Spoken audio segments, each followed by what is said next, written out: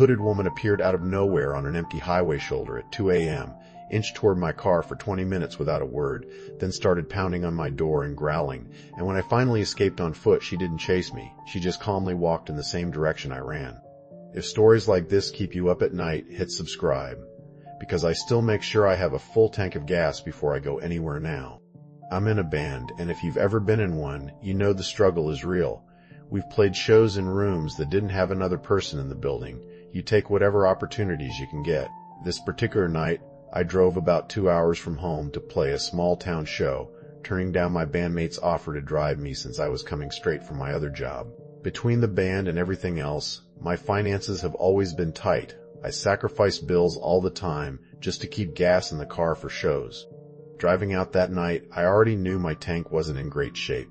By the time I arrived, I was closer to empty than I wanted to admit. My bandmates left right after the show. I hung around a little longer, talked with some of the locals, and didn't hit the road until almost 2 a.m.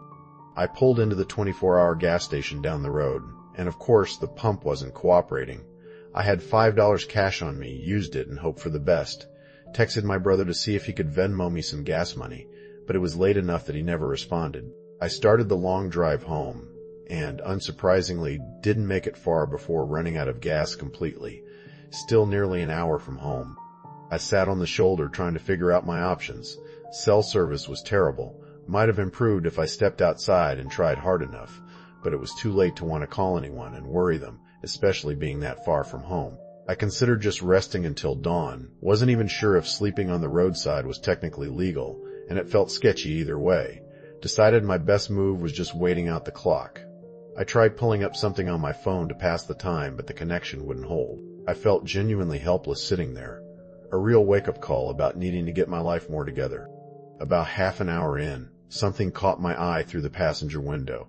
Standing 30 or 40 feet away was a person in a hood, not moving, not doing anything overtly threatening, but that didn't make it any less unsettling.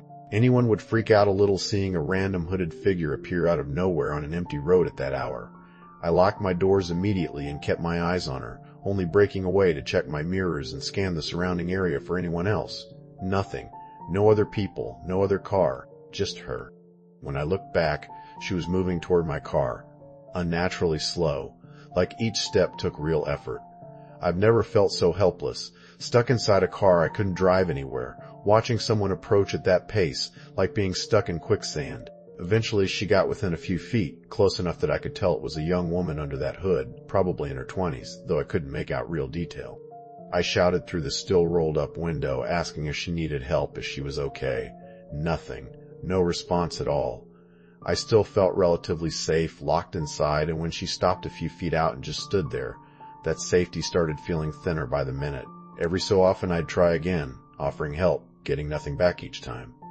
I tried ignoring her, tried humming songs to myself, working through some chords mentally, anything to distract from that horrible feeling of being watched in complete silence. Ignoring her turned out to be much harder than expected. After maybe 10 failed attempts at communication, I decided to try recording her on my phone. The second I pointed the camera out the window, she surged forward and started pounding on the passenger door, trying the handle, making this low growling, grunting sound that didn't sound entirely human. I panicked and dropped the phone, wish I'd kept recording, but the fear in that moment overrode everything else. In the chaos, I got a better look at her, just a normal-looking girl, blonde hair, nothing outwardly monstrous or evil about her appearance at all. I wasn't going to sit there and wait to find out if she could break the glass. I grabbed my phone off the floor, my keys, my guitar from the back seat, unlocked the door, and ran as fast as I could down the road. Looking back mid-sprint, she wasn't chasing me, just walking, slowly, in my exact direction. I stopped, shouted at her one more time, asking what she wanted. No answer. Just that same slow walk toward me. That was enough. I turned and ran the rest of the way as fast as my legs would carry me.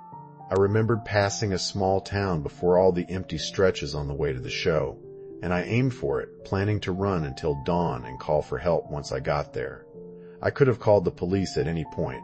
Looking back, I don't fully know why I didn't. Where I'm from, you just avoid involving them when you can. An admittedly stubborn habit. Around 6 in the morning, I finally reached the small town and called my brother, told him everything. He came and picked me up, and we went to deal with my car together. When we got there, the back door was wide open. Nobody inside, nothing taken. I had music equipment sitting right there, untouched. All she'd done was open that door. My brother joked she probably just wanted somewhere to sleep for the night. My mind went somewhere darker. Maybe she climbed in to hide, hoping I'd come back to the car that same night. I never saw her again. It's one of those stories I'll never get a real answer for. I've heard every theory, and honestly they all track to some degree. At the end of the day, I think it was probably just some woman wandering that stretch of road who happened to cross paths with someone stranded and vulnerable. I try not to dwell on what could have happened if she'd actually gotten that door open while I was still inside. One thing I did take from all this, I never let my tank get that low again. What that night taught me, more than the fear itself, is how quickly being unprepared can turn a bad situation into a genuinely dangerous one. Taking care of the small, practical things in your life isn't boring caution. It's often the exact thing standing between you and a night you'll never forget for the worst reasons.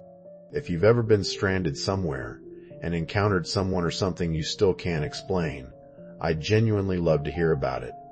Drop your story in the comments, because some of the best ones I cover started exactly this way.